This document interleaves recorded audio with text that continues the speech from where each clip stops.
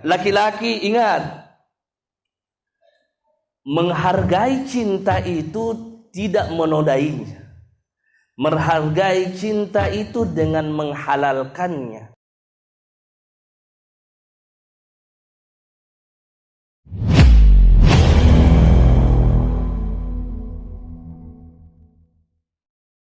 Untuk memulai kajian ini saya ingin membaca syair Jalaluddin Rumi.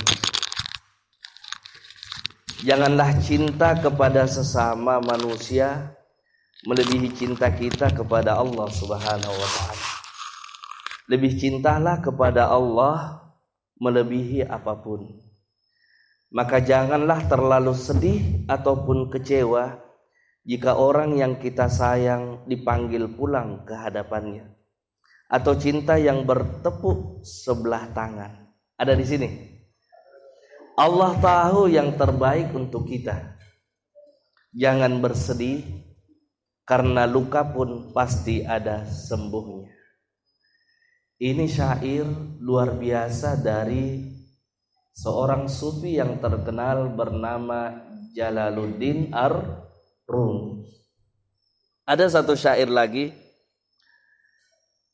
yaitu dari seorang wanita pecinta yang dikenal dengan nama Rabi'atul Adawiyah. Konsep cinta yang ditanamkan oleh Rabi'ah sangat membekas, karena cintalah dia mengambil matanya untuk Hasan Basri. Nanti kita cerita. Apa kata Rabi'atul Adawiyah? Rasa riangku, rinduku, lindunganku, teman, penolong dan tujuanku, kaulah karibku, dan rindu padamu meneguhkan daku. Apa bukan padamu aku ini merindu, nyawa dan sahabatku. Aku remuk di rongga bumi ini, telah banyak karunia kau berikan, telah banyak namun tak kubutuh pahala, pemberian ataupun pertolongan. Cintamu semata meliput rindu dan bahagiaku. Ia mengalir di mata kalbuku yang dahaga. Adapun di sisimu ya Allah aku telah tiada. Kau bikin dada kerontang ini meluas hijau. Kau adalah rasa riangku, kau tegak dalam diriku. Jika aku telah memenuhimu, oh rindu hatiku, aku pun bahagia. Semoga bisa dijadikan bahan renungan buat kita. Cinta, cinta dan cinta. Oke. Karena kajian saya tafsir cinta. Dalam Al-Quran Allah menyebutkan kata cinta itu 94 kali dalam 35 surah. Cinta itu orang India mengatakan apa? Muhabbatin. Orang Arab mengatakan apa? Hub, mahabbah. Orang Inggris mengatakan apa? Mengatakan apa? Love. I love you. Cinta itu tidak berdefinisi, kata Daengman. Kenapa? Karena definisi cinta itu bermacam-macam. Karena bermacam definisi cinta, maka susah untuk dilogikakan, walaupun cinta itu bisa dilogikakan. Cinta itu kedudukannya tinggi, karena bisa merubah sesuatu yang panas menjadi hangat. Cinta itu bisa merubah segalanya. Yang tadinya suka tidur menjadi rajin bangun. Yang tadinya malas menjadi rajin pergi kuliah. Yang tadinya malas ini bisa berubah. Kenapa? Karena cinta adalah segalanya. Konsep mahabbah. Dalam Al-Quran ada 3 kata cinta. Ada 3 kata cinta. Saya lihat siap menulis, makanya saya bahas. Ada 3 kata cinta. Yang pertama itu disebut dengan rahmah. Disebut dengan apa? Rahmah. Rahmah itu cinta Allah kepada makhluknya. Qul in kuntum tuhibbunallaha fattabi'uni yuhibbukumullah. Katakanlah jika engkau mencintai Allah, ikutilah aku, yaitu Rasulullah. Fattabi'uni yuhibbukumullah. maka Allah akan mencintaimu karena engkau mencintai aku. Wa yaghfir lakum dzunubakum. Kalau kamu sudah dicintai oleh Allah, wa yaghfir lakum dzunubakum, maka Allah akan mengampuni dosa-dosa kalian. Wallahu ghafurur rahim. Yang kedua, ada cinta manusia kepada Allah. Kalau Allah mencintai manusia, dia disebut dengan rahmah. Kalau manusia yang mencintai Allah, dia disebut dengan mahabbah. Disebut dengan apa? Mahabbah. Mahabbah itu cinta manusia kepada makhluk, juga cinta kepada Khalik. Makanya manusia itu ketika cinta kepada Khalik, dia harus mencamkan, dia harus meneguhkan cinta itu, karena tidak ada seorang pecinta yang mengalahkan cintanya kepada Allah. Itu. Wa minan nasi may yattakhidhu min dunillahi andada yuhibbunahum ka hubbillah walladzina amanu ashaddu hubban lillah walau yaral ladzina zalamu idh yarawnal adzab. Ada orang yang paling mencintai Allah sehingga dia tinggalkan dunia. Dia tidak mau menikah sama perempuan. Ada. Dia tidak mau tidur di malam hari. Ada. Dia tidak mau makan. Dia puasa terus-menerus. Ada. Ditegur oleh Nabi sallallahu alaihi wasallam, cinta yang seperti ini cinta tidak benar. Kenapa? Karena Nabi menikah, Nabi juga tidur dan melaksanakan sholat tahajud. Juga Nabi itu makan seperti kita. Cinta yang kedua. Ada cinta yang ketiga, yang ini paling asik. Apa itu? Cinta manusia kepada manusia yang lain. A'udzu billahi minasy syaithanir rajim. Zuyyina lin-nasi hubbus syahawati minan nisa'i wal banin wal banina wal qanatiril muqantarah minadh dhahabi wal fiddati wal khaylil musawwamati wal an'ami wal harth. Dzalika mata'ul hayatid dunya. Dzalika mata'ul hayatid dunya. Wallahu 'indahu husnul ma'ab. Itu cinta sesama manusia. Oke, karena ini jangan terlalu serius. Ini tegang sekali saya lihat baca ayat. Santai saja. Saya ingin katakan seperti ini. Cinta itu adalah fitrah, naluri manusia. Laki-laki cinta perempuan, perempuan cinta laki-laki. Wa min ayatihi an khalaqalakum min anfusikum azwaja.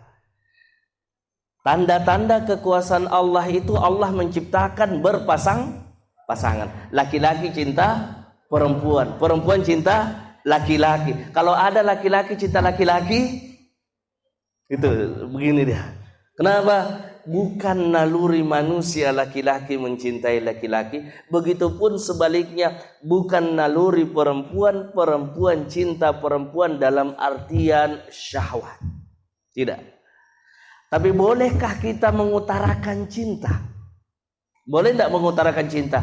Boleh. Wajib? Tidak wajib. Tapi Nabi menyuruh. Kata Nabi, jika engkau mencintai sesuatu, katakanlah bahwa kamu cinta kepadanya. Ustaz, berarti boleh saya katakan cinta? Boleh. Ada dulu film itu, film Katakan Cinta. Dulu masa saya SMA, saya biasa nonton Katakan Cinta. Boleh tidak mengutarakan cinta? Boleh. Tapi Ustaz, kalau saya utarakan cinta dan ditolak cinta saya katakan kasihan dulu.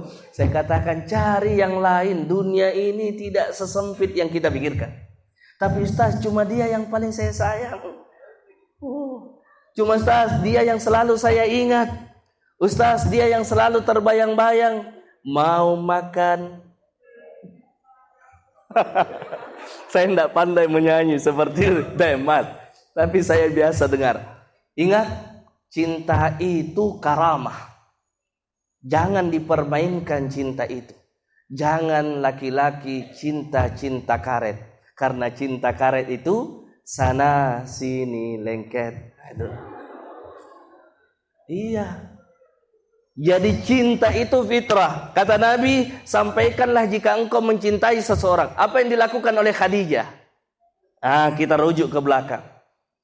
Nabi itu pernah berbicara kepada Muaz bin Jabal. Muaz, wallahi inni la uhibbuk. Muaz, sesungguhnya saya mencintaimu. Khadijah melihat Nabi sangat jujur, Nabi sangat gagah, tampan, beliau sangat amanah. Apa kata Khadijah? Dalam hatinya Khadijah, ini laki-laki luar biasa.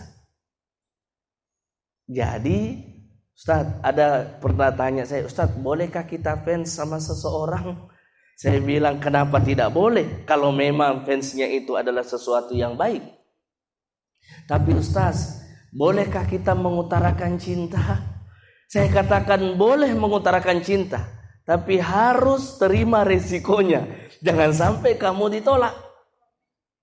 Khadijah radhiyallahu anha binti Khuwailid. Siapa namanya? Khadijah binti Khuwailid. Mengutarakan cintanya tidak langsung. Jangan utarakan cinta langsung ke orangnya.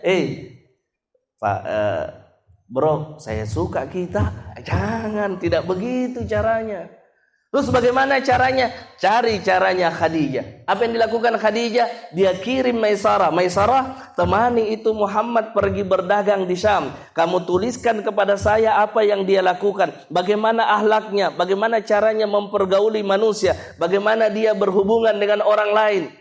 Maisarah datang kepada Nabi. Dia sama Rasulullah belum menjadi Nabi, umur 25 tahun bersama dengan Nabi ke Syam. Akhirnya ditulis semua. Nabi ini kalau dia berdagang, yang baik dia katakan baik, yang buruk dia katakan, ditulis semua. Pulanglah Maisarah bertemu dengan Khadijah. Apa yang dikatakan? Kata Maisarah, ya Khadijah, orang ini orang yang luar biasa. Kenapa? Begini. Apa kata Khadijah? Kalau begitu saya panggil keluarga saya untuk langsung berhubungan dengan siapa? Keluarga Nabi, yaitu siapa? Pamannya Nabi sallallahu alaihi wasallam. Keluarganya Nabi. Nah, itu caranya untuk cari tahu, ialah dengan cara mencari tahu, tidak langsung bertanya, saya suka kita, tidak. Itu zaman tidak seperti itu yang dilakukan. Kecuali kalau zaman sekarang memang ada katakan cinta, apalagi di Eropa itu dikasih apa, saya lihat ada dia bawa cincin, I love you. Tuh zaman sekarang romantis. Tapi zaman dulu tidak seperti itu. Apakah boleh Ustadz ketika saya mencintai seseorang, kemudian saya datangi dia, saya sampaikan kepadanya? Boleh, tapi tidak pas. Jalannya tidak sesuai. Lihatlah Umar bin Khattab. Umar bin Khattab itu, dia punya anak. Nanti ada pertanyaan tentang ini. Siapa namanya anaknya Umar? Hafsah. Kenapa ini? Umar datang kepada Abu Bakar. Saya punya anak perempuan. Maukah kamu sama anakku ini? Apa yang dilakukan Abu Bakar? Abu Bakar diam. Tidak menolak, tidak menerima. Dalam hati Umar bin Khattab, kayaknya saya ditolak. Keluar dari pintu, dia cari Utsman bin Affan. Utsman, ya, saya punya anak ini. Saya berharap supaya dia mendapatkan calon suami yang luar biasa. Utsman seorang yang memiliki harta yang banyak, yang dikenal memiliki istrinya 2, anaknya Nabi sallallahu alaihi wasallam. Utsman, kita nikahi ini anakku. Itu boleh rupanya kita tawarkan kepada keluarga. Tapi Ustaz, bukankah itu mengemis? Bukan mengemis di zaman Nabi bentuk seperti itu. Tapi kalau zaman sekarang bentuknya mengemis, ya jangan dilakukan. Kalau di zaman Nabi seperti itu. Kata Umar, Utsman, Ada ini anakku. Siapa? Hafsah. Apa yang dilakukan Utsman? Diam-diam saja. Kalau perempuan ditanya kemudian dia diam, berarti tanda setuju. Tapi kalau laki-laki ditanya diam-diam, berarti tanda belum tentu setuju. Karena dia tidak mau menyakiti hatinya Umar bin Khattab. Apa yang terjadi? Umar kecewa. Akhirnya dia datang kepada Rasulullah, "Ya Rasulullah, bukankah seorang anak itu ingin mencari pasangan suami anaknya yang paling terbaik?" "Iya, saya sudah mencari orang yang paling terbaik." "Siapa?" "Abu Bakar As-Siddiq." "Tapi Abu Bakar menolakku." "Saya cari yang kedua, Utsman bin Affan." "Tapi Utsman bin Affan menolakku." Apa kata Rasulullah sallallahu alaihi wasallam? Kata Rasulullah, "Anakmu akan dinikahi orang yang lebih baik daripada Abu Bakar dan Umar." Ini juga pelajaran. Kalau Anda mencintai sesuatu dan Anda bertepuk sebelah tangan, sesungguhnya ada yang lebih baik yang akan datang kepada kita, dan itu Allah sembunyikan. Jangan mencari jodoh, tetapi menjemput jodoh. Jodoh itu tidak dicari, saudara, tapi jodoh itu dijemput, karena jodoh itu sudah Allah tentukan. Tinggal kita saja yang bergerak, yang mana yang kita inginkan. Apa yang terjadi? Rasulullah mengatakan akan menikah nanti yang lebih baik daripada Abu Bakar dan Umar. Siapa yang lebih baik dari keduanya? Rasulullah sallallahu alaihi wasallam. Akhirnya Rasulullah menikahi Hafsah. Maka cinta itu tidak harus dikatakan sesungguhnya, tapi anjuran Nabi disampaikan, ketika Anda mencintai sesuatu, sampaikanlah bahwa Anda mencintainya. Adik-adik, mungkin adik-adik atau kita semasa ya. Mungkin saya panggil teman-teman. Teman-teman semua, kalau ada tengah malam WA kita, "Assalamualaikum." "Waalaikumsalam." Bangun ki salat tahajud. Itu gombalan sebenarnya. Tapi Ustadz, ini nasihat kebaikan. Saya bilang kalau nasihat kebaikan tidak begitu caranya. Nasihat kebaikan bukan begitu caranya. Caranya nasihat kebaikan datang ke rumahnya calon mertua. Bangun ki salat tahajud." "Iya, makasih kakak." "Sama-sama deh." Kan ada yang seperti itu. Pertama seperti itu. Kedua, apa yang dilakukan? Datang ke rumah. "Bu, iya, bolehkah saya ajak anak tak?" "Siapa?" "Zulaiha." "Kenapa?" "Tidak ada yang namanya Zulaiha di sini." Siapa tahu ada Zulaiha. "Saya mau ikut kajian." Bisakah saya ajak pergi kajian anak tak?" "Bisa." Akhirnya apa yang terjadi? Hati-hati. Cinta itu cinta boleh, tapi kalau keluar dari rambu-rambu ini yang berbahaya. Karena ada orang yang ingin mengajak untuk melihat-lihat bulan di KB, akhirnya tidak datang bulan. Pergi lihat-lihat bulan, akhirnya tidak datang bulan. Panik dia. Makanya saya katakan kepada kita semua yang hadir, an-nafsu katifli in taradauhu syabba ala hubbir radai. Nafsu itu seperti anak bayi. Anak bayi itu kalau disusui, tidak mau dia melepaskan dari susuan kalau kita tidak lepas. Maka laki-laki kalau yang mulai menggombal-gombal itu, kalau dikasih ruang untuk dibukakan pintu, maka dia akan melalui pintu-pintu itu. Dan kalau dibukakan satu langkah, dia akan melangkah lebih jauh. Wala tattabi'u khutuwatis syaitan. Janganlah mengikuti langkah-langkah syaitan, karena sekali dia melangkah dan dibukakan pintu, akan melangkah kepada langkah selanjutnya. Yang tadinya dia kalau boncengan dia tutup pakai tas, besok-besoknya dia boncel lagi, dilepas itu tas. Akhirnya apa? Pegang ki, nanti jatuh ki deh. Saya sampaikan ini kenapa? Karena saya pernah melihat pengalaman. Saya pernah muda seperti kalian. Masih sekarang juga masih muda. Adik-adik sekalian yang saya muliakan, laki-laki ingat, Menghargai cinta itu tidak menodainya. Menghargai cinta itu dengan menghalalkannya. Cinta itu tidak bisa dilogikakan. Harus mencari yang cantik, yang ini macam-macam. Seperti yang dikatakan oleh Ustaz Daeng Mat, yang mana yang apakah cinta membuat cantik atau cantik membuat cinta? Tahu tidak? Semua yang lahiriah itu akan punah. Yang tertinggal itu adalah kebaikan. Kalau keluarga itu baik di dunia, dia akan kekal sampai di akhirat. Tapi kalau keluarga itu tidak baik di dunia, maka dia juga tidak akan kekal sampai di akhirat. Wajah itu bisa dipoles. Lihat itu siapa itu yang operasi plastik itu? Siapa? Bisa dipoles kan? Bisa berubah. Tapi kebaikan seseorang tidak bisa dipoles. Makanya fadhfar bidzatid din taribat yadak. Carilah yang bagus agamanya, maka engkau akan berbahagia melepas kedua tanganmu. At-thayyibatu lit-thayyibin wat-thayyibuna lit-thayyibat. Kalau Anda ingin mendapatkan perempuan yang baik, cantik, manis dan seterusnya, saleha, maka Anda dulu yang harus saleh.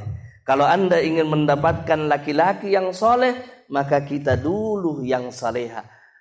Al-khabithatu lil khabithina wal khabithuna lil khabithat. Orang jelek akan bertemu dengan orang jelek. Jelek maknanya ialah seorang pelacur akan berjumpa juga dengan laki-laki pelacur.